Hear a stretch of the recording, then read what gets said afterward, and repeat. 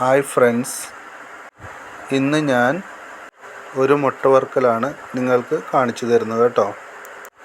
ഇതിന് ആവശ്യമുള്ളത് തക്കാളി, സവാള, പച്ചമുളക്, ഇത്രയും സാധനങ്ങൾ ചെറുതായിട്ട് അരിഞ്ഞെടുക്കണം കേട്ടോ. ഇതിന് 3 മുട്ടയാണ് ഞാൻ വറുക്കുന്നതിനായി എടുത്തിരിക്കുന്നത് കേട്ടോ.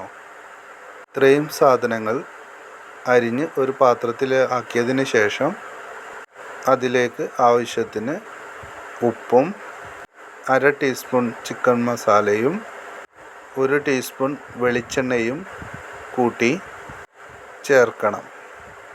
എന്നിട്ട് നന്നായി കൈകൊണ്ട് മിക്സ് ചെയ്യണം. ഈ മിക്സ് ചെയ്തതിലേക്ക് നമ്മൾ എടുത്തു വച്ചിരിക്കുന്ന മുട്ട പൊട്ടിച്ചിടണം.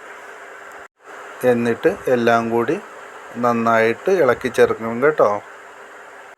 അതിനുശേഷം ഒരു തവ എടുത്ത് എണ്ണ ഒഴിച്ച് ചൂടാകാൻ വെക്കണം കേട്ടോ. എന്നിട്ട് ചൂടായ എണ്ണയിലേക്ക് നമ്മൾ കൂട്ടി വച്ചിരിക്കുന്നത് ഒഴിച്ചു കൊടുക്കാം. എന്നിട്ട് നമുക്കത് വറുത്തെടുക്കാം. 2 സൈഡും മറിച്ചിട്ട് വറുക്കണം കേട്ടോ. ഇത് എല്ലാവരും ഒന്ന് ട്രൈ ചെയ്ത് നോക്കണം കേട്ടോ. നല്ല രസമുണ്ടാവും.